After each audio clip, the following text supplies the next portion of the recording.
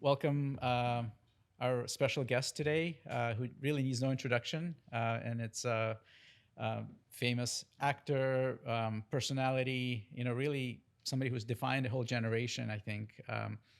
And Charlie Sheen is gracious enough to be our guest today on the Beauty Confidential podcast. The reason why having him today and talking about the new Netflix documentary that came out and the book that he wrote, all about basically self-revelation and his new chapter in his life. And a lot of people know what's been kind of transpiring with him, kind of watching his progress, and now after a little bit of downtime, he's reemerged and like a whole new different person. And it's really exciting to just kind of help him with his journey. And we'll talk about some things that he's doing and how we can help him.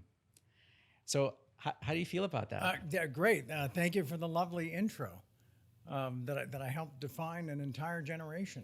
That's okay. Yeah, I mean, I think so. I'll take that. That's nice to hear. Yeah.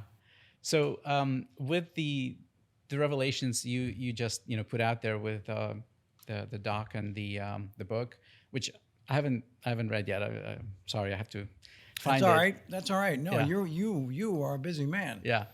But I definitely watched the doc and I watched some of your interviews, and it's a lot of interesting stuff there. So It's one way to put it. yeah. Well, that's actually a great way to put it. A Right. lot of interesting stuff there. How do you feel about kind of letting it all out like that and just kind of letting people know everything about you? It's been a process at a pace I wasn't quite anticipating. But what I wanted to do was, tell these stories in a way that they've never been heard before.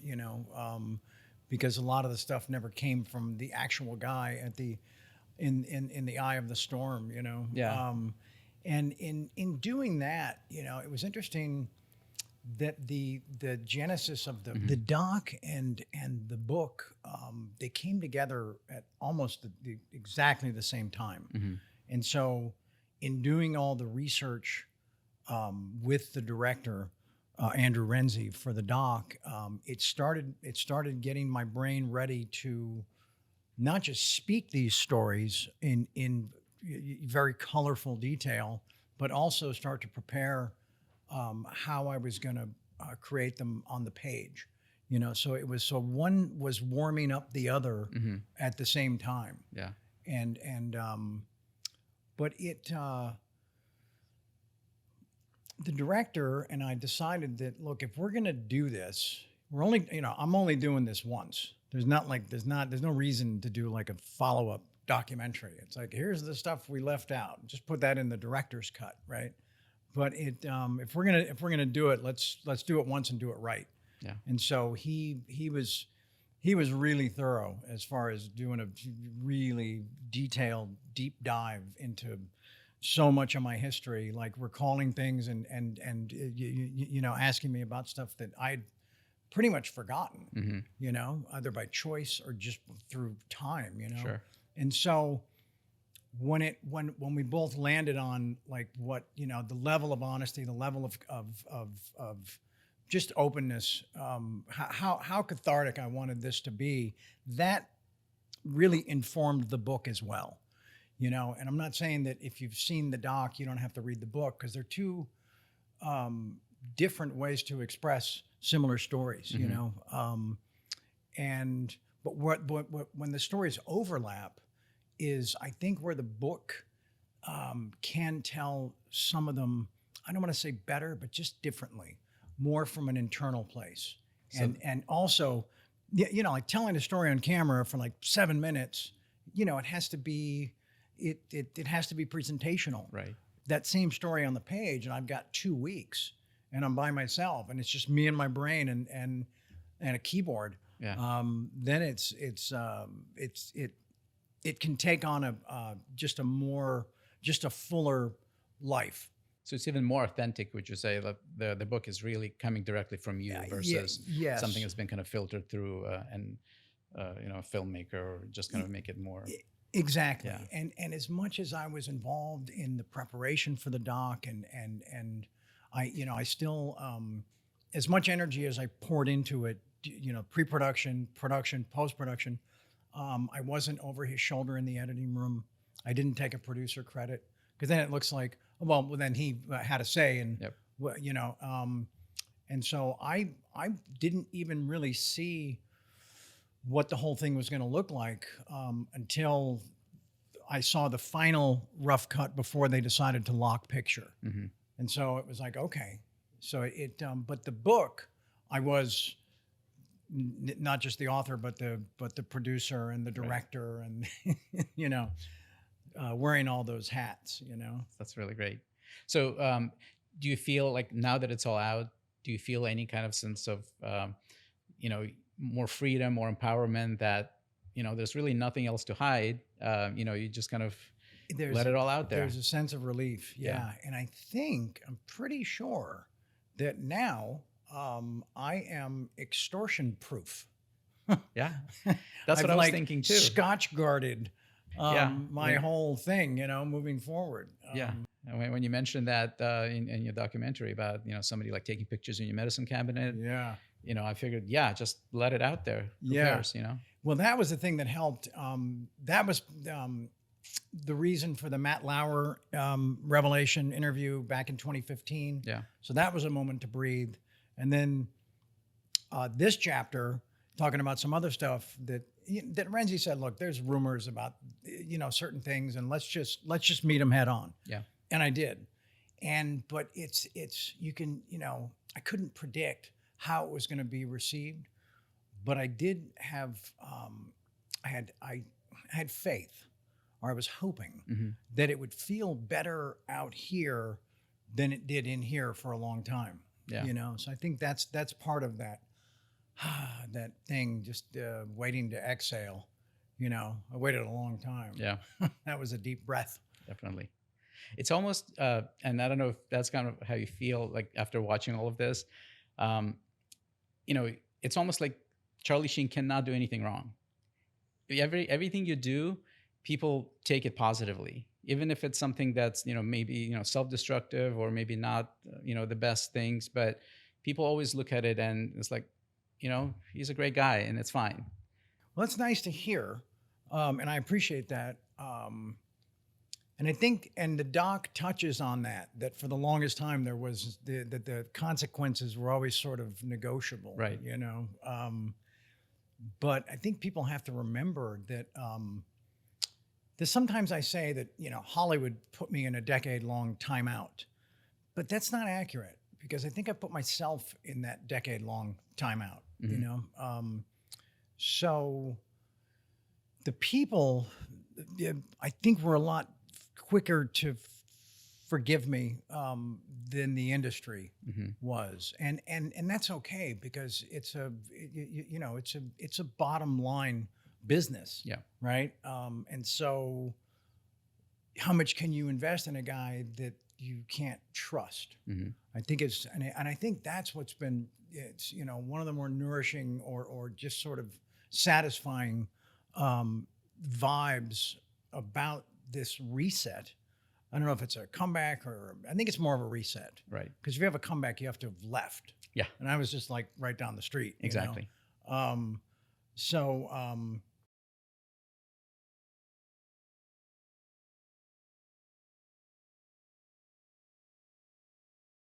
can you pinpoint kind of what spurred on that reset? Like what just made you decide, okay, we got to stop this and we have to do something different and take this time out before you reemerged? You mean like when I put down the bottle finally, right? Or decided to do these projects? Story with your daughter, with Sam, yeah, and Tony. That was a big moment.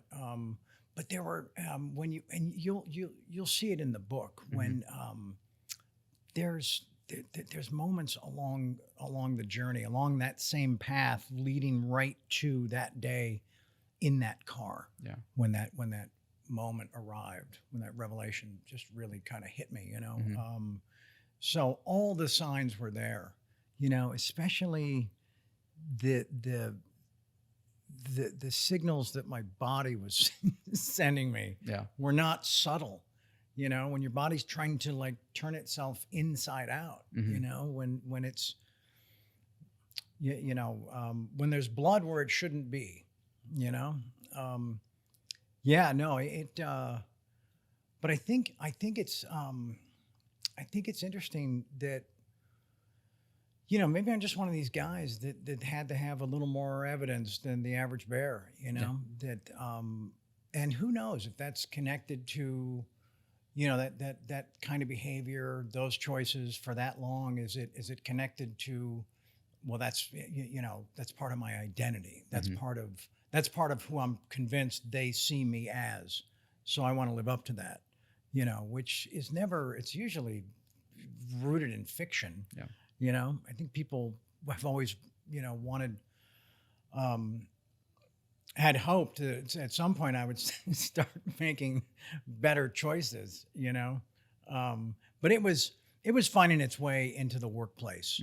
And the book talks about that, where that's where I drew the line, that no matter what was going on at the parties or the successes or any of the other stuff, as soon as I got to the set, it was all right. This is the place, this is the arena, this is the forum that's sacred, But again, that became negotiable, Yeah.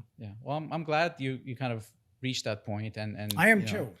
And I am too. Yeah. But then the amount of time that transpired between, getting off the sauce and then being able to take on these two projects, or to be willing to see where they might lead me, or how they would feel if I did them. There had to be some distance. I had to have some perspective, Sure. And the thing that I've talked about a little bit, that was really a trip, and it was a gift, and I mean, an oddly wrapped gift at times, in that, like, as soon as I quit, like, all my kids started showing up. I mean, not that they were on a different planet or in a different country, but just that they were, like, immediately a part of my life again. And so it created a need to be accountable and be responsible and be available, It's like an immediate reward. An immediate reward, Yeah. but also, a call to action in a way that, I think the universe knew that I needed, like, that level of a goosing. Yeah. Welcome back, by the way, this Yeah. is going on today. Yeah. And so much of that time that wasn't devoted to movies and TV and fiction and fame and seeking all of that was just family. Right. And I think that was key. That was just like, I knew I'd made the right decision when that was the first challenge, but blessing at the same time, Now, at what point did you also add, other basically wellness, treatments and things to your life? Were you doing anything like this in the past, or is this something that when you had that reset, then you decided, well, I have to take care of my body, I have to, eat right, do what I need to do? I don't know, so as far as your like level of physical activity and things like that, at what point did that play into that the whole reset?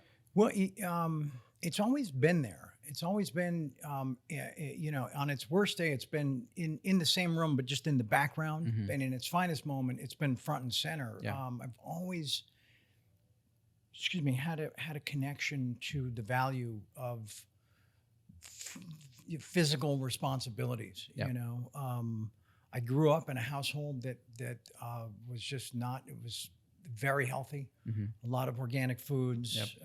And so that was kind of that was our foundation, So it was never foreign to me Okay. to get back into a gym. I was a student of Bikram in the early '80s. Yeah. He was my yoga teacher, so I was doing yoga with him in high school. Yeah. So there's always been that energy, and so but it wasn't. I've found that it's really about the amount of time that you can commit to it. You know, I mean, you get out of it what you put into it, right? But it was also this thing where it wasn't even about, oh, I'm going to do this so I'll look better. I wanted to do things to feel better, because I think if you feel better, you'll look better. Of course. Right? But there's only so much that those feelings can fix on the outside, you know, and that's when our paths crossed. Right. You know. Yeah. So you know, we met about 2 years ago, right? When a mutual friend of a patient of mine who works in Beverly Hills, I guess, knew a friend of yours. Knew my ex-girlfriend. Yeah. Julia. Yeah. And they talked, and then she had this procedure done, and then I guess Julia referred you, and we had this meeting, which was kind of, you know, interesting to me because, you know, I have an office in Oxnard and nowhere close to Beverly Hills. You know, I'm not like one of those glitzy, fancy plastic surgeons. Sure.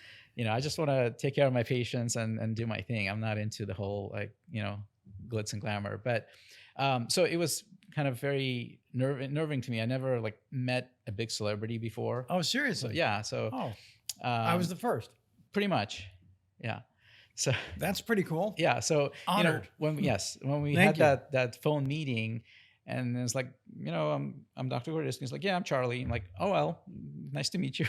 Was I going to introduce myself as right. Mr. Sheen? I mean, exactly. that would just be weird. Yeah, but that'd be a bad start. Yeah, you know. But it was just kind of like, okay, well, yeah, that's Charlie. Okay, and then he's just like a regular guy. And then since I met you a few times and, you know, treated you, and you just seemed like such a genuine, nice person. Thank you. And I was never like, you know, I didn't know what to expect, I guess. Sure. From you know, a famous person, a Hollywood star, but right. Yeah, he's just kind of a just really nice guy. Thank you. So we met about 2 years ago, and we did the you know, you were concerned about your neck and the jawline. Well, yes, and there's a story with that. Yes. That I had. I had a lovely reunion with a gentleman named Chuck Lorre. Okay. Who I did 2.5 with for years, and we had that big, terrible falling out, and that was that one was on me. So he and I got a chance to work together again in a show called Bookie. It was a cameo, and I was playing myself, but I didn't care about any of that stuff. I cared about just getting back, that he and I could just bury the hatchet and move forward, you know.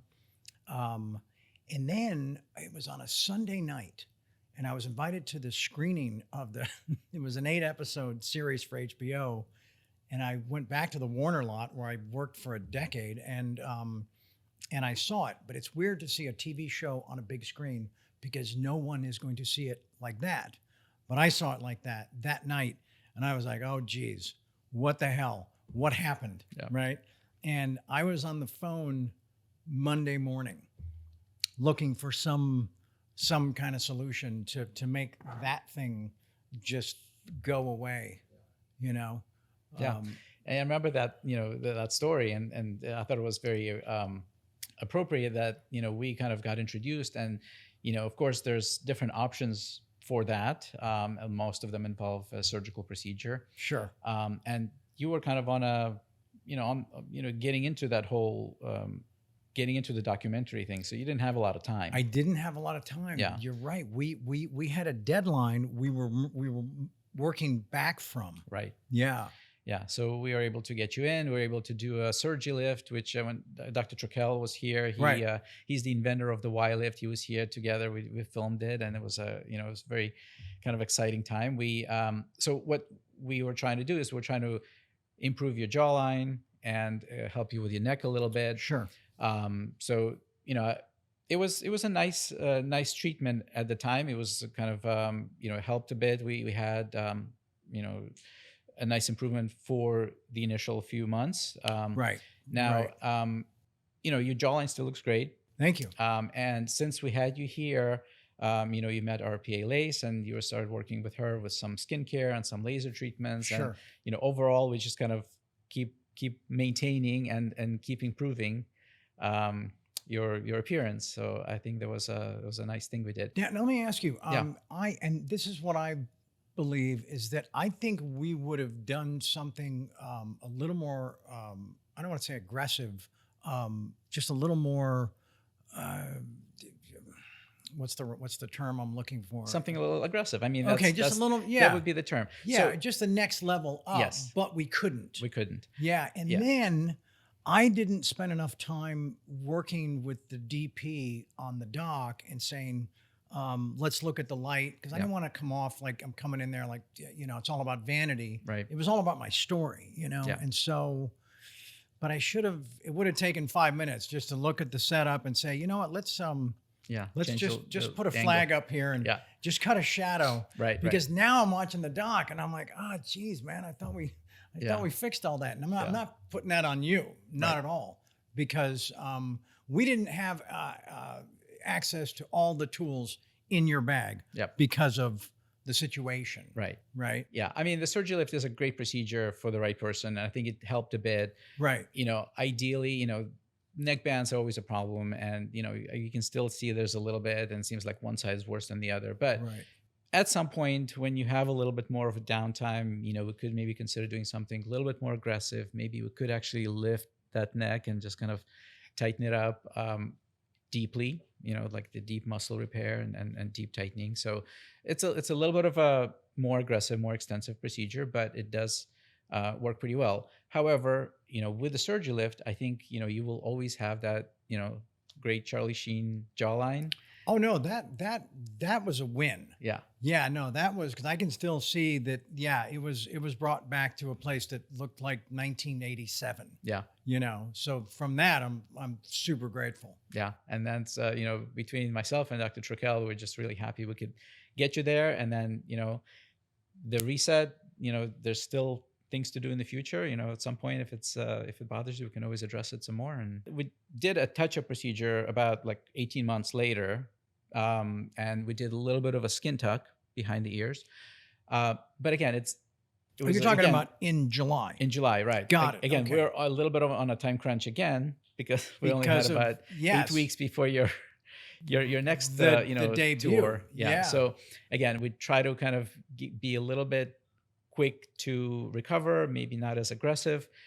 And then again, So this if let's say this is a 6, we still have like more room. there's still more room. This could have been a 10, is what Correct. you're saying. Oh, Right. So okay. so far, everything we've done is kind of like minimally invasive. Interesting. Okay. So small things. It's got to look better though, right? Right. I mean, It looks better for sure. Okay.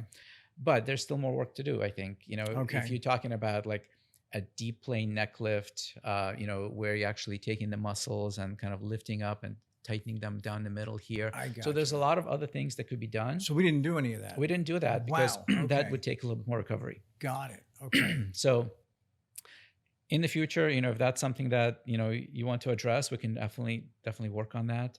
Yeah, it's the thing that I just keep looking at, but Yeah. then there's another voice that says, dude, chill, you're 60, and look at the life you've led and the things you've done. Like, look what you've put your body through. Right. And the other thing is, of course, you don't want to change your look. Right. You have kind of Right. like a trademark look about you. So you don't want to be, changing the way things look. You don't want to be coming out as a different person after Right, or having a facelift. Stuck in a wind tunnel. Exactly. That thing. Yeah. Yeah. But So- it's still, it's strange. It's like people, because I don't watch a lot of stuff interview wise after Mhm. I've done it, because I kind of like owning the experience, like from this point of view, like this is my memory, Yeah. right? And then when I see stuff, it's gone through their filter, Mhm. and then I'm just a member of the public, essentially. Right. But a unique member of the public, because it's me Right. watching myself, and I'm nitpicking, and I think maybe the lesson in some of that is just forgiving myself more, or just forgiving that this isn't about perfection. Right. I I mean, we're all our worst critics. why is that? Because What is that? Where does that come we from? all try to be better. We all try. We're never happy with where we are. We always want to improve. We want to Sure. get better. And they say the key to happiness is just be happy where you are. Okay. Of course, you have to be, better. You have to kind of reach a certain amount of comfort but Right. you can't always be perfect, and some things you just have to accept. But there are things that we can do, and you're definitely doing a lot of other things which are, again, less aggressive, less invasive. But Sure. skincare is a big thing. When everybody looks at you, you look great. Thank you. um, Thank you. Especially compared to back a little while ago. Sure. Your skin is glowing. Thank you. It's Thank nice and you. smooth. I mean, there's definitely a lot of improvements which are nice that you're able to maintain that. Is it sacrilege to mention another doctor in this podcast? No, why not? Of course. Oh, okay. There's Chris Asandra, Dr. Asandra, and he's anti-aging Mhm. specialist. Yes. What's the fancy term for anti-aging? Functional medicine. Awesome. There Yeah. you go. Yeah, and we've been working together for about 4 months, Mhm. and it's a lot of the stuff that everybody that's in the know is Right. doing. It's peptides. It's NAD. Yeah. It's just the stuff that the body sort of at this age runs out of. Yes. And just getting it back in. So I think that's helping as well. Yeah. You know. Yeah. I mean, you're on a great journey. You're doing, a lot of things, and I'm sure there's going to be a lot more improvements, and the future is looking bright, I think. I would agree with you on Yeah. that. Thank you. Yeah. Thank you. And I'm looking forward to seeing you doing more things and being more doing more acting and being more in the public eye as a healthier and kind of more, if you will, responsible kind of Well, adult. yeah. Thank you. Thank Yeah. you. Yeah. No, it's exciting because the material I'm getting now is the best stuff I've read in 20 years, or at least the best concepts or ideas or pitches. It just I can feel that there's a shift. I think people can see that I'm ready to take it seriously again, but have a ton of fun taking it very Yeah. seriously. I have a question for you though. Yeah. Why is it that, because we all look at ourselves in the mirror every morning, throughout the day, if we have to be presentable, and I'm in a profession that requires a lot of presentable moments, right? In different settings. And I feel like the only photos that we like of ourselves are the ones that are most similar to our view of us in the mirror. Have you ever heard anybody talk about it that way? Does that make any sense? Because it's the angle we can control, right? It's the lighting we like, but I think there's like shock value from other photos, and then having to realize, oh shit, that's what the rest of me looks like from those other unflattering points of view. I think, back in 2020, there was that the whole Zoom boom, where everybody's on Zoom and everybody's looking at themselves for the first time when their camera turns on, and they see their face and their neck looking down. And there was a huge interest in facial rejuvenation and neck lifting and things like that, because this is the first time people saw themselves from that angle. Because of course, you're right. I mean, they're always looking at themselves straight on in the mirror. And when you look at yourself like this, I'm like, oh my God, look at this neck. And then people start calling and asking about, just like the way you saw yourself on big screen. Right. People usually don't see that perspective moment like on the little this screen. that I was like, yeah, wow. Yeah, but you're right. I mean, you're used to yourself in a certain angle, a certain lighting, and then you see yourself the way other people potentially see you, and it's scary. Yeah, it makes you want to just stay home, which is crippling and unhealthy. Right. And what was this other thing? Oh, wait, I'll mention that in 1 second. But with COVID, though, and people wanting to have medical procedures, that was a complicated mashup, right? A little bit? Well, yes, in the beginning. Okay. Although I think by, I guess COVID started, shutdown started in March. And I would say probably by June, things were booming. Because people were staying home, nobody was working, and they're looking at themselves. And it was probably the busiest plastic surgery offices have ever been. Wow. At the time. Okay. Yeah, because everybody That is, is look, interesting. I'm not going to work and I look terrible. Right, right, Better right. do something about this. Wow. Okay. And then what about this other thing where, um, I don't know what the TikTok or the Instagram title of this movement was, but it was something about bus window reflections. Do you remember this or no? No, that That does not familiar. people were that would ride the bus to get to work, to get to school, to get wherever, and would always shy away from the reflection that if they were in direct sunlight, but with their masks on, they were finally able to just be free to look out the window and not have to, you know, be the star of that picture. Yeah, I guess it You makes know, sense. I when I've been to Japan, and they say, a lot of times the women there, they just wear masks because they just don't want to put on makeup, and it Interesting. just kind of saves them time because it's Interesting. so accepted to wear masks everywhere. Right. And then if you just don't feel like putting on makeup that day, just slap a mask on, just do your eyes, and you're out the door. I wasn't mad about it.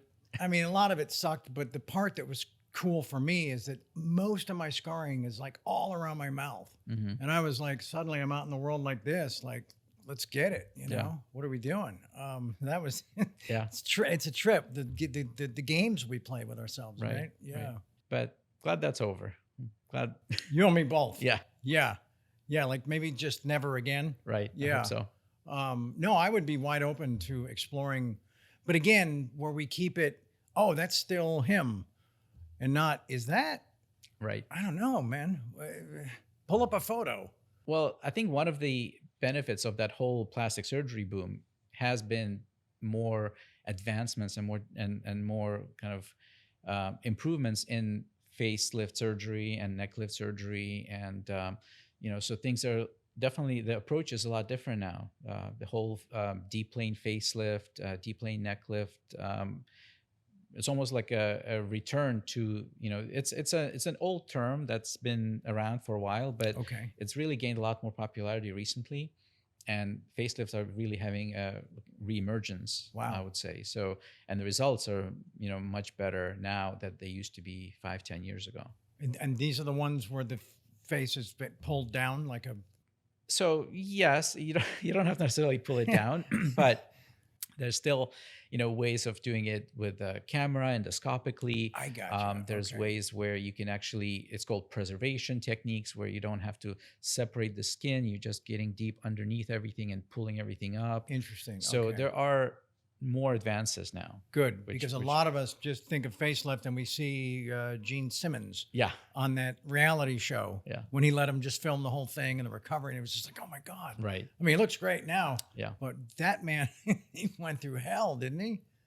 Yeah. I mean, It looked like sometimes he got dropped out of an airplane, you know? it's it's still definitely, recovery is definitely a thing, Right. after facelift. It's not something you can just get back to being on camera in a couple of weeks. You have Sure. to probably hide out for about 3 months Sure. Okay. to be completely comfortable. Yeah, I don't think you're going to find those 3 months in my, Yeah. my schedule. Yeah. But yeah, I mean, I'm glad you're here. I'm glad we're doing Thank you. this. And Thank you. No, and I believe that we meet people, that people find their way on the, on our path, on the journey when we're supposed to.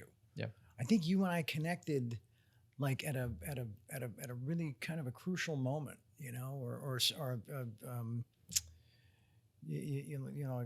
like a seminal moment. Yeah. That was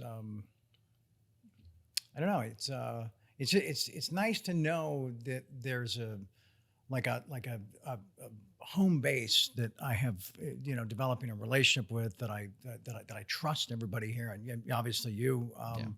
And no, I just feel like I'm in really good hands, and we're kind of exploring this stuff together, right? It's not figuring it out as we go, or trial by error or whatever. It's just, okay, so we know what that brought.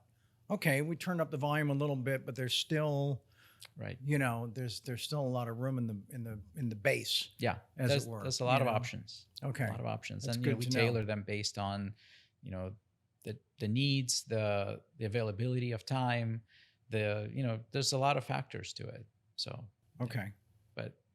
I'm very, very thankful for you to be here. Oh, right And on. Likewise. we'll Likewise. we'll have you also maybe do a little interview with our PA Lace, and That'd be she'll great. talk to you about some That'd things be about great. your skin and the things that you've done with her. And Sure. yeah, I appreciate it. Thank you so much, Charlie. Thank you. Pleasure. Yeah, same. Right on.